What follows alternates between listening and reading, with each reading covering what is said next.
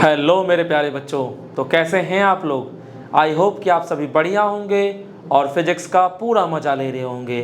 सो बच्चों, आज की वीडियो में हम बात करेंगे electric potential on axial line of an electric dipole. यानी एक इलेक्ट्रिक डाइपोल की वजह से उसके एक्सियल लाइन पर क्या पोटेंशियल होता है, उसके इक्वेटोरियल लाइन पर क्या पोटेंशियल होता है और किसी भी पॉइंट पर क्या पोटेंशियल होता है। तो ये तीनों के तीनों डेरिवेशंस हम आज की वीडियो में सीखने वाले हैं। सो बच्चों, मैं हूं Deepak Yadav, director of extra mind tutorials. स्वागत करता हूं आपके अपने YouTube channel extra mind tutorials में। सो बच्चों, आज का वीडियो स्टार्ट करते हैं।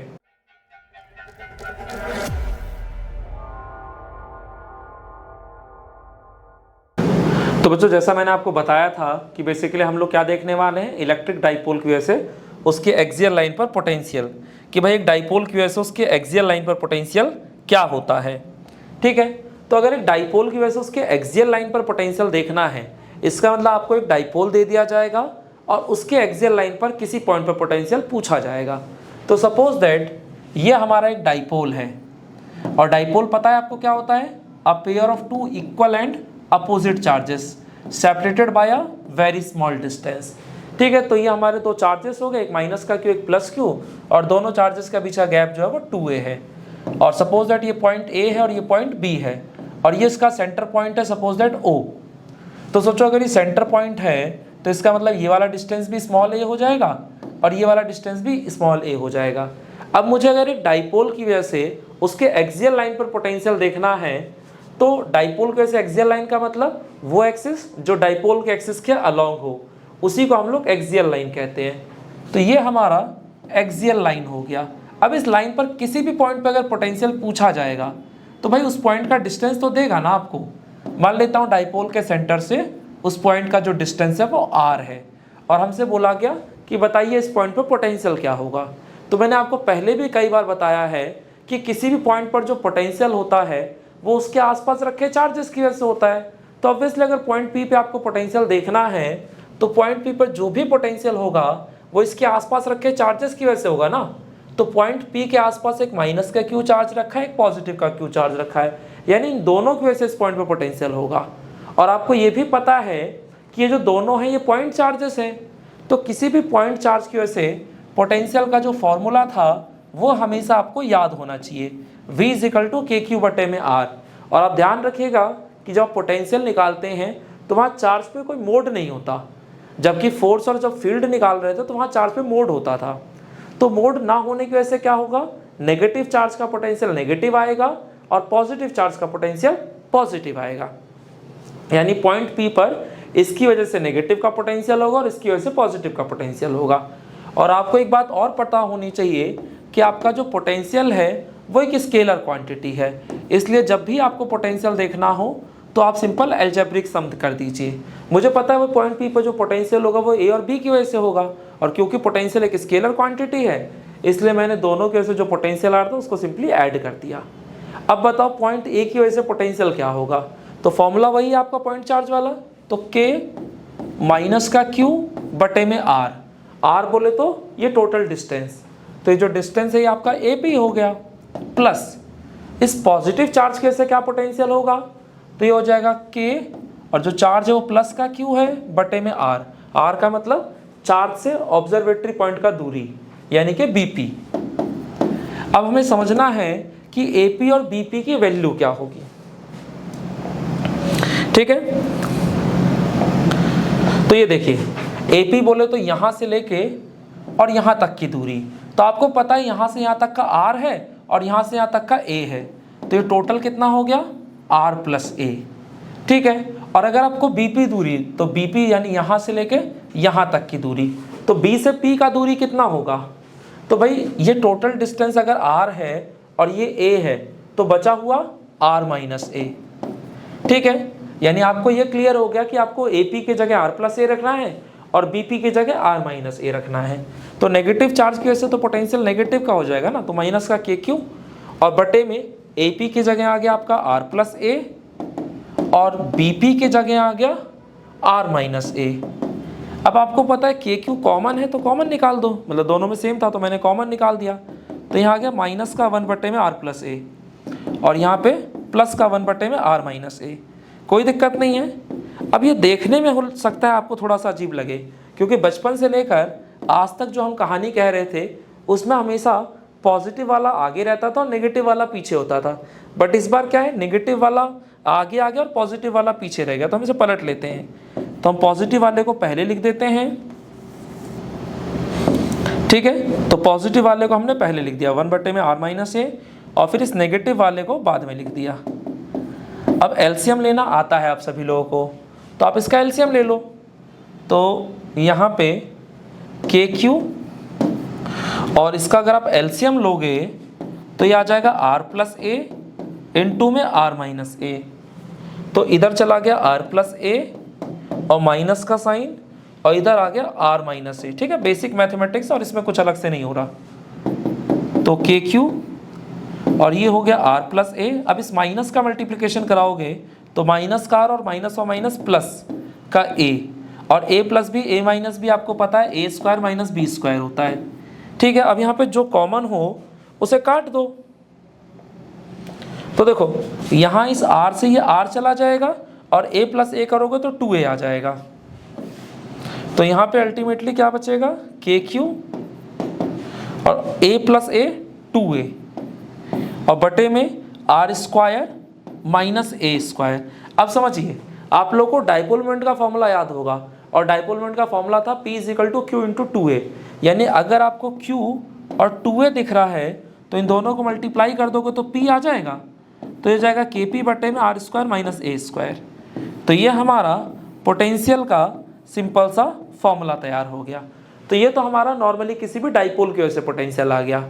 अब इसी का मैं चाहूँ तो एक स्पेशल केस कर सकता हूँ, और स्पेशल केस में क्या होगा कि for a short electric dipole, अगर डाइपोल आपका बहुत छोटा हो तो क्या कहानी बनने वाली है, तो एक बार उसको भी देख लेते हैं। तो अगर मैं लिखूं यहाँ पे कि for a short electric dipole, short electric dipole, ठीक है। तो आप ये समझिए कि शॉर्ट इलेक्ट्रिक डाइपोल में आपका डाइपोल ही तो छोटा हुआ है, बाकी सारी चीज़ें तो पहले जैसी ही हैं। यानी कि आपका ये जो डाइपोल का लेंथ था ये कम हो गया, जबकि वो पॉइंट P जहाँ था वो वहीं का वहीं है। यानी R पहले जैसा हो गया है और 2a छोटा हो गया है। तो अगर 2a बहुत छोटा हो गया है तो मैं लिख सकता हूँ ना कि भाई 2a का जो वैल्यू है वो R की तुलना में काफ़ी कम है। तो अगर 2a R की तुलना में काफ़ी कम है तो क्या होने वाला था, तो देखो पोटेंशियल का फॉर्मूला क्या था, V = KP बटे में r² माइनस a²। तो एक बार मैं इस फॉर्मूले को फिर से लिख देता हूँ यहाँ पे। तो V = KP बटे में r² माइनस a²। अब समझो कि अगर 2a जो है वो r की तुलना में काफ़ी छोटा है तो a जो होगा वो तो और भी छोटा हो जाएगा, और a अगर बहुत छोटा है और सोचो आपने r² माइनस a² कर दिया तो आपको क्या मिलने वाला है। सोचो r बड़ा था और आपने स्क्वायर कर दिया तो वो और बड़ा हो गया, a छोटा था उसका स्क्वायर कर दिया ये और छोटा हो गया।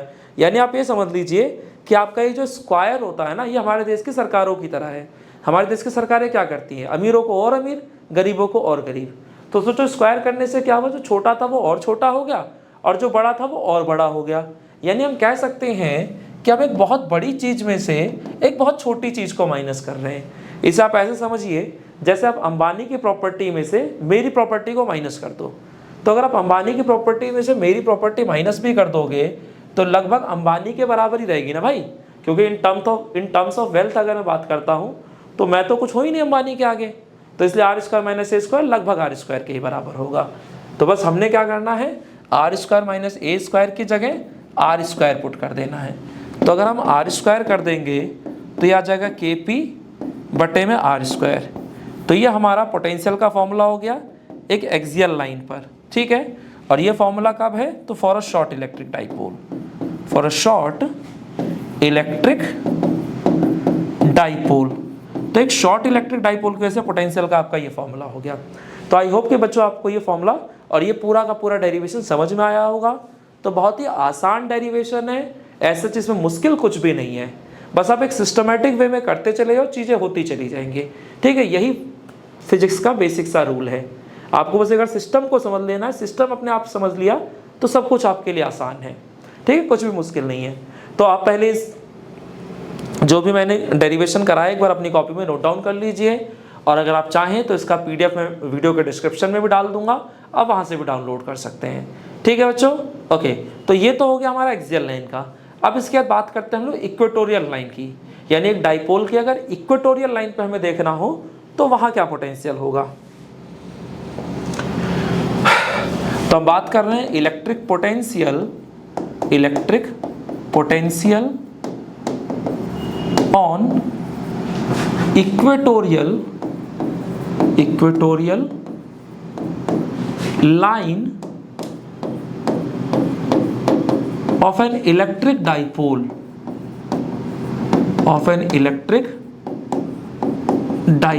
यानी एक इलेक्ट्रिक डाइपोल की वजह से उसके इक्वेटोरियल लाइन पर पोटेंशियल क्या होगा, तो वो हमें समझना है।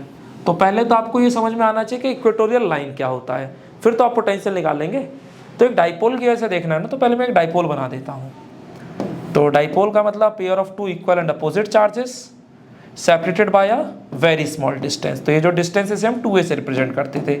इस पॉइंट को मैंने नाम दे दिया a और इसको b, और ये आपके डाइपोल का सेंटर है जिसे आपने पॉइंट O कह दिया। अब सोचो अगर ये सेंटर पॉइंट है तो इसका मतलब ये जो दूरी होगा ये भी a हो जाएगा और ये जो दूरी है ये भी a है। अब इक्वेटोरियल लाइन का मतलब होता है एक ऐसा लाइन जो डाइपोल की एक्सिस के परपेंडिकुलर हो और उसके सेंटर से पास कर रहा हो। तो सोचो डाइपोल की एक्सिस के परपेंडिकुलर लाइन होना चाहिए और सेंटर से पास करना चाहिए, तो वो लाइन यही तो हो सकता है। तो इसी लाइन को मैं इक्वेटोरियल लाइन कह रहा हूँ। अब इस लाइन पर अगर पोटेंशियल निकालना है तो कहाँ निकालना है ये जरूर बताया जाएगा आपको। तो मान लेते हैं कि आपको इस पॉइंट पर देखना है कि पोटेंशियल क्या है, और इस पॉइंट का जो दूरी है इस डाइपोल के सेंटर से वो सपोज दैट r है। यानी आपको यहाँ पर क्या क्या चीज़ें दे रखी होंगी, तो पहला तो डाइपोल की वजह से निकालना, तो डाइपोल दिया जाएगा। दूसरा डाइपोल के अगर इक्वेटोरियल लाइन पर किसी पॉइंट पर देखना है तो वो कहाँ देखना है वो भी बताया जाएगा। तो ये तीन चीज़ें आपको गिवन होंगी और आपको v फाइंड आउट करना है। तो आपको मैंने पहले भी बताया था थोड़ी देर पहले भी कि भाई किसी भी पॉइंट पर जो पोटेंशियल होता है वो उसके आसपास रखे चार्जेस की वजह से होता है। तो पॉइंट P के आसपास यही तो दो चार्ज रखे हैं, तो इन दोनों की वजह से पोटेंशियल होगा, और ये दोनों ही पॉइंट चार्ज है। तो पॉइंट चार्ज की वजह से पोटेंशियल का फॉर्मूला मुझे याद है, v = kq/r। ठीक है, तो बस ये ध्यान रखो कि भाई किसी भी पॉइंट पर जो पोटेंशियल होगा वो उसके आसपास रखे चार्जेस की वजह से होगा, और उसके आसपास जो चार्ज रखे हैं वो चार्ज हैं कैसे, तो पॉइंट चार्ज। तो पॉइंट चार्ज की पोटेंशियल का फॉर्मूला लगा दो, खत्म कहानी। बाकी आपको पता है potential is a scalar quantity, तो सिंपल ऐड कर दो दोनों चार्जेस की वजह से जो पोटेंशियल आ रहा है। अब पॉइंट ए पर जो चार्ज रखा है उसकी वजह से पोटेंशियल क्या होगा, तो k - q बटे में r। r बोले तो चार्ज से उस पॉइंट का दूरी, तो ये जो दूरी है इसे आप AP कह रहे हैं ना, तो ये आ जाएगा AP प्लस पॉइंट B पर जो चार्ज रखा है उसकी वजह से पोटेंशियल। तो भाई यहाँ पर भी आपको ये दूरी देखनी पड़ेगी, तो ये आ जाएगा K, और पॉइंट B पे हमारा पॉजिटिव का चार्ज रखा है और ये जो दूरी है आपका ये BP है, तो ये आ जाएगा -KQ बटे में AP और प्लस का KQ बटे में BP। ठीक है, अब ये AP और BP की वैल्यू बस फाइंड आउट करनी है कि AP और BP का वैल्यू क्या है। तो ये वैल्यू निकालना आपके लिए बहुत आसान है, आपको देख के ही पता चल रहा है कि ये एक राइट एंगल ट्रायंगल है, और राइट एंगल ट्रायंगल पे पाइथागोरस थ्योरम लगता है। तो पाइथागोरस थ्योरम क्या कहता है कि इसका स्क्वायर प्लस इसका स्क्वायर इक्वल टू इसका स्क्वायर, यानी AP का स्क्वायर क्या आ जाएगा, तो A² प्लस R²। तो मुझे AP का स्क्वायर थोड़ा ना, मुझे तो AP चाहिए। तो AP निकालना तो भाई स्क्वायर को उधर भेज दो, तो रूट बन जाएगा, तो √A² प्लस R², तो AP ये आ गया। अब एक बार जरा मुझे बताना, ये जो ट्राइंगल है और ये जो ट्राइंगल है ये दोनों बिल्कुल एक जैसे हैं या नहीं है। और अगर ये दोनों बिल्कुल एक जैसे हैं और आपका ये जो AP दूरी आया है अगर ये √A² प्लस R² है, तो मेरे भाई ये जो दूरी आएगा ये भी तो सेम ही आएगा, तो ये भी आपका √A² प्लस R² होगा। ठीक है, तो जहाँ आपका AP लिखा है वहाँ अगर मैं चाहूँ तो √A² प्लस R² लिख सकता हूँ, और जहाँ BP लिखा है वहाँ पर भी मैं √A² प्लस R² लिख सकता हूँ। अब जरा देखना, जितना यहाँ नेगेटिव का है उतना ही यहाँ पॉजिटिव है या नहीं है, और अगर प्लस और माइनस दोनों बराबर हैं तो उनका रिजल्टेंट जो आएगा वो क्या आएगा, सो 0। तो किसी भी डाइपोल की वजह से उसके इक्वेटोरियल लाइन पर जो पोटेंशियल होता है वो हमेशा 0 होता है। तो ये जो कंसेप्ट है ना, इस कंसेप्ट में बहुत बार आपके सीबीएसई एग्जाम में 1 नंबर का क्वेश्चन पूछा गया है। और क्वेश्चन क्या कहता है कि कोई भी आपको डाइपोल दे दिया जाएगा, जैसे मान लो ये आपको एक डाइपोल दे दिया गया है और कहेगा कि इसके इक्वेटोरियल लाइन पर आप किसी चार्ज को मूव करा रहे हैं। तो इस डाइपोल के इक्वेटोरियल लाइन पर अगर आप किसी चार्ज को मूव करा रहे हैं तो इसमें आप बताइए कि आपने वर्क डन कितना किया। तो आपको पता है कि वर्क डन का जो बेसिक फॉर्मूला था वो था work done is equal to charge into में पोटेंशियल डिफरेंस।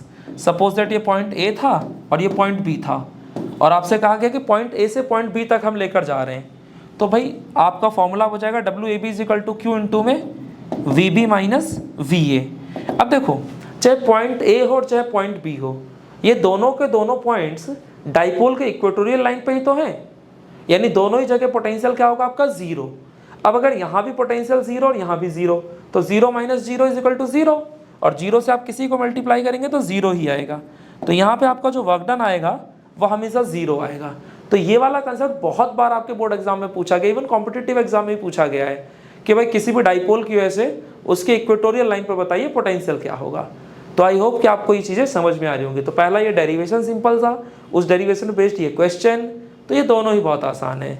ठीक है, तो बच्चों आप चाहो तो खुद के नोट्स बना सकते हो, नहीं तो हमारी पीडीएफ पे डाउनलोड कर सकते हो डिस्क्रिप्शन से। ठीक है, ओके। तो ये हमने इक्वेटोरियल लाइन देख लिया।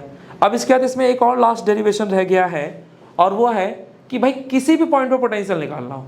क्योंकि देखो अभी तक हमने एक्सियल लाइन पर देखा, इक्वेटोरियल लाइन पर देखा, लेकिन ऐसा जरूरी थोड़ा ना कि हमेशा आपसे एक्सियल लाइन या इक्वेटोरियल लाइन पर ही पूछा जाए। ऐसा भी तो होता है कि भाई किसी भी पॉइंट पे बताओ। तो अगर किसी भी पॉइंट पे निकालना है तो क्या करें, तो उसके लिए हमारा नेक्स्ट डेरिवेशन है। सो फर्स्ट ऑफ ऑल आप इन दोनों को नोट डाउन कर लीजिए। तो बच्चों अब जो हमारा टॉपिक है उसमें हम क्या कह रहे हैं कि हमें एक इलेक्ट्रिक डाइपोल की वजह से किसी भी पॉइंट पे पोटेंशियल निकालना है। तो डाइपोल की वजह से निकालना है ना, यानी हमें डाइपोल तो गिवन होगा। तो मान लेता हूँ कि ये मेरा एक डाइपोल है जिसमें ये माइनस का क्यू चार्ज हो गया और ये प्लस का क्यू चार्ज हो गया। ठीक है, और इसको मैंने नाम दे दिया ए बी। अब इस डाइपोल की वजह से अगर मुझे किसी भी पॉइंट पे पोटेंशियल देखना है, ठीक है, तो अगर आपको डाइपोल की वजह से किसी भी पॉइंट पे पोटेंशियल देखना है तो ऑब्वियसली आपको उस पॉइंट का दूरी दिया जाएगा। लेकिन क्या सिर्फ दूरी बता देने से काम चल जाएगा? नहीं। क्यों?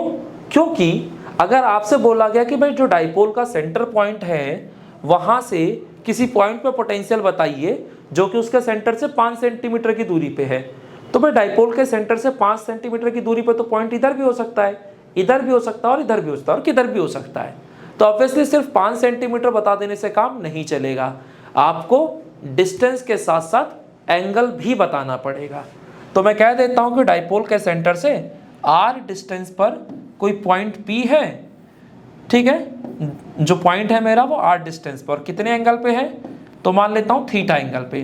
तो यानी यहाँ पर आपको दोनों चीज़ें बतानी पड़ेगी, डिस्टेंस भी बताना पड़ेगा और साथ साथ एंगल भी बताना पड़ेगा, तब जाके आपका पोटेंशियल निकल पाएगा, या ये कह लो तब जाके आप एग्जैक्टली उस पॉइंट तक पहुँचोगे जिस पॉइंट पे आपको पोटेंशियल फाइंड आउट करना है। तो अब सोचो यहाँ पर क्या क्या चीज़ें गिवन होंगी। तो पहला तो डाइपोल की वजह से निकालना है तो चार्जेस आपको पता होंगे, चार्जेस के बीच का आपको डिस्टेंस पता होगा, जिस पॉइंट पे निकालना उसका दूरी पता होगा और किस एंगल पे वो पॉइंट है वो भी पता होगा। तो ये 4 चीज़ें आपको पता होंगी और पोटेंशियल फाइंड आउट करना है। ठीक है, अब अगर मुझे पॉइंट P पे पोटेंशियल निकालना है तो उसके लिए मैं क्या कर सकता हूँ, तो उसका एक सिंपल सा तरीका ये है कि आपका ये जो डाइपोल है ना, इस डाइपोल को 2 रेक्टेंगुलर कंपोनेंट्स में तोड़ दो। अब रेक्टेंगुलर कंपोनेंट का जो बेसिक मतलब है वो सिर्फ इतना सा है कि ऐसे 2 कंपोनेंट्स जिनके बीच का एंगल 90 डिग्री है। सपोज दैट आपका ये ए वेक्टर था और मुझसे कहा गया कि इसे 2 रेक्टेंगुलर कंपोनेंट्स में तोड़ो, तो अगर मैं चाहूँ तो मैं इन 2 कंपोनेंट्स में तोड़ सकता हूँ क्योंकि इनके बीच का एंगल 90 है। अच्छा, इसी ए वेक्टर को अगर मुझसे फिर से कहा गया कि 2 रेक्टेंगुलर कंपोनेंट्स में तोड़ो, तो मैं चाहूँ तो इस ए वेक्टर को मैं ऐसे भी तोड़ सकता हूँ 2 कंपोनेंट्स में। तो रेक्टेंगुलर कंपोनेंट का मतलब सिर्फ इतना होता है कि ऐसे 2 कंपोनेंट जिनके बीच का एंगल 90 हो। तो रेक्टेंगुलर कंपोनेंट ऐसे भी हो सकता है और ऐसे भी हो सकता है, कोई फर्क नहीं पड़ता इस बात से। ठीक है, तो ये बात आपको अच्छे से समझ में आनी चाहिए। अच्छा, तो अगर मैं चाहूँ तो मैं इस डाइपोल मोमेंट, और डाइपोल मोमेंट का डायरेक्शन आपको पता है ना, negative charge to positive charge होता है। ठीक है, तो ये आपका जो डाइपोल मोमेंट होगा वो इधर से इधर की तरफ है, तो अगर इस पी वेक्टर को मैं दो रेक्टेंगुलर कंपोनेंट्स में तोड़ना चाहूँ और मान लेता हूँ उसमें से एक कंपोनेंट मेरा ये है तो दूसरा कंपोनेंट मेरा ये होगा, जिससे कि दोनों के बीच का एंगल 90 हो जाए। अब सोचो पी वेक्टर अगर इस वाले के साथ एंगल बना रहा है तो ये कंपोनेंट हो गया पी कॉस थीटा और ये वाला कंपोनेंट पी साइन थीटा। हमेशा याद रखिएगा कि अगर कोई वेक्टर किसी एक्स के साथ एंगल बना रहा है तो वो वाला जो कंपोनेंट होगा वो हमेशा कॉस के टर्म में होगा और जो दूसरा वाला कंपोनेंट है वो हमेशा साइन के टर्म में होगा। ठीक है, अब इस पी वेक्टर को आपने दो रेक्टेंगुलर कंपोनेंट्स में तोड़ दिया, जिसमें से एक पी कॉस थीटा आ गया और एक पी साइन थीटा हो गया। ठीक है, तो ये आपका डाइपोल हो गया एक और ये आपका हो गया दूसरा डाइपोल। अब समझिए, आपने इस डाइपोल को अगर ऐसे दो डाइपोल्स में तोड़ दिया है तो अब इसका मतलब इसकी जगह ये दो डाइपोल्स आ चुके हैं जिनके dipole moments P cos theta और पी साइन थीटा है। अब अगर मैं इस वाले डाइपोल की जिसका dipole moment P sine theta है इसकी वजह से अगर मैं इस पॉइंट पे पोटेंशियल देखना चाहता हूँ तो एक बार सोच के देखो कि जो पॉइंट है वो इस वाले डाइपोल के इक्वेटोरियल लाइन पे है कि नहीं है? है भाई, देख लो ये जो लाइन है वो इस डाइपोल के एक्सिस के परपेंडिकुलर है, यानी कि इस डाइपोल के हिसाब से अगर बात करोगे तो पॉइंट भी आपका इक्वेटोरियल लाइन पे हो जाएगा। और इक्वेटोरियल लाइन पे आपको पता है कि किसी भी डाइपोल की वजह से हमेशा पोटेंशियल जीरो होता है, यानी कि इस डाइपोल की वजह से तो फिलहाल कोई पोटेंशियल नहीं होगा, तो जो भी पोटेंशियल होगा वो इसकी वजह से। इसको भी एक बार देख लेते हैं। तो ये जो डाइपोल है, आप देखो ये जो पॉइंट P है वो इस डाइपोल की एक्सिस के अलोंग है या नहीं है, यानी इसकी एक्सिस पे है या नहीं है। तो इसका मतलब इस वाले डाइपोल की वजह से पॉइंट P पर पोटेंशियल होगा, और होगा कितना? तो आपको पता है आपका पॉइंट P इस डाइपोल के एक्सियल लाइन पर है, तो किसी भी डाइपोल की वजह से उसके एक्सियल लाइन पर पोटेंशियल का जो फॉर्मूला था वो था KP बटे में R square minus A square. तो ये फॉर्मूला तो तब था ना जब आपके डाइपोल का डाइपोल मोमेंट P हुआ करता था, लेकिन अभी फिलहाल मेरे पास जो डाइपोल है उसका डाइपोल मोमेंट P नहीं है, P कॉस थीटा है। तो इसलिए तो बच्चों आपको पता है कि पोटेंशियल जो होगा वो एक्सियल लाइन पर जो है उसकी वजह से प्लस इक्वेटोरियल वाले की वजह से पोटेंशियल हो जाएगा, और एक्सियल वाले की वजह से पोटेंशियल का हमारा ये फॉर्मूला था। लेकिन ये फॉर्मूला तब था जब हमारे डाइपोल का डाइपोल मोमेंट P हुआ करता था, लेकिन इस बार जो हमारे पास डाइपोल है उसका dipole moment P cos theta है, तो बस जहाँ P लिखा हुआ P कॉस थीटा लिख देंगे, तो आ जाएगा K और P की जगह P कॉस थीटा बटे में R square minus A square. और इक्वेटोरियल वाले की वजह से अगर हम बात करें तो इक्वेटोरियल वाले की वजह से तो मैंने आपको बता ही दिया था कि आपका पोटेंशियल जीरो है, तो इस वजह से यहाँ जो फॉर्मूला तैयार होगा वो होगा KP कॉस थीटा बटे में R square minus A square. तो ये हमारा पोटेंशियल का बेसिक फॉर्मूला तैयार हो गया। सो बच्चों बात समझ में आ रही है? तो आज की वीडियो में बेसिकली हमने डाइपोल की वजह से उसके एक्सियल लाइन पर, उसके इक्वेटोरियल लाइन पर और किसी भी पॉइंट पर तीनों ही जगह पोटेंशियल निकाल दिया, यानी जो जो पॉसिबिलिटी हो सकती थी वो सब हमने डिस्कस कर लिया आज की वीडियो में। आई होप कि आपको ये सभी डेरिवेशंस अच्छी लगी होंगी और प्रॉपरली समझ में आई होंगी। ठीक है बच्चों, तो अगर वीडियोस यूजफुल लग रही हैं, फ़ायदेमंद लग रही हैं, तो प्लीज़ आप अपने दोस्तों के साथ इन वीडियोस को शेयर करें। इससे हमारा खुद का मोटिवेशन लेवल बढ़ता है और हमें लगता है कि हमें अगली वीडियो इससे भी बेहतर करनी है। ठीक है बच्चों, तो वीडियो को लाइक कीजिए, अपने दोस्तों के साथ शेयर कीजिए, खूब ध्यान रखिए अपना और खूब मन लगा के पढ़िए। चलिए बच्चे, राधे राधे।